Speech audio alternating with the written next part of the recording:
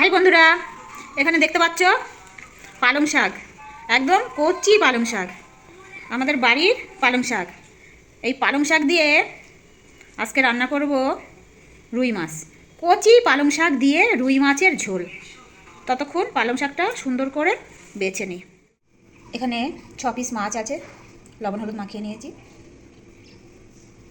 আর এই পালং শাকটা ভালো করে বেছে কেটে নিয়েছি। আর এখানে নিয়ে নিয়েছি 2টো আলু সরু সরু করে কেটে, মিডিয়াম সরু, আর 5টা কাঁচা লঙ্কা চেলা করে নিয়েছি, আর একটা পেঁয়াজ কুচি করে নিয়েছি। এবার মাছগুলো লাল করে ভেজে নেব, তারপরে বাকি রান্নাটা দেখাবো। মাছটা লাল করে ভেজে নিয়েছি। এইবার কড়াই গরম হয়ে গেছে, মাছ ভাজার তেলটা অবশিষ্ট ছিল, তার মধ্যে এই কালো জিরে দিয়ে দিলাম। এবার পেঁয়াজ কুচি দিয়ে দিলাম।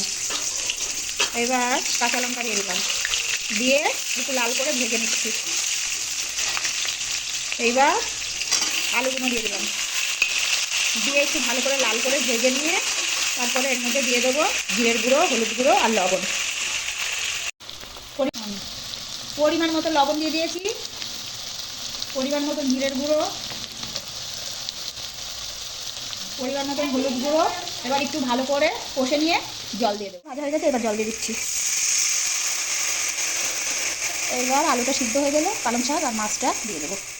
এবার দেখো ঝোলটা ফুটছে, এবার মাছগুলো ঢেলে দিলাম। এইবার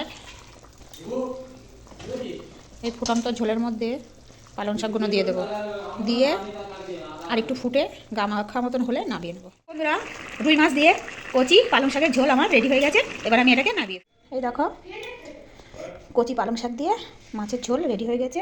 তোমরা যে কোনো মাছ দিয়েই এই কচি পালং শাকের ঝোল করতে পারো, খেতে খুব সুন্দর লাগবে। আর কারা করে খাচ্ছ কমেন্ট করে জানাবে। লাইক শেয়ার সাবস্ক্রাইব অবশ্যই করবে। ধন্যবাদ।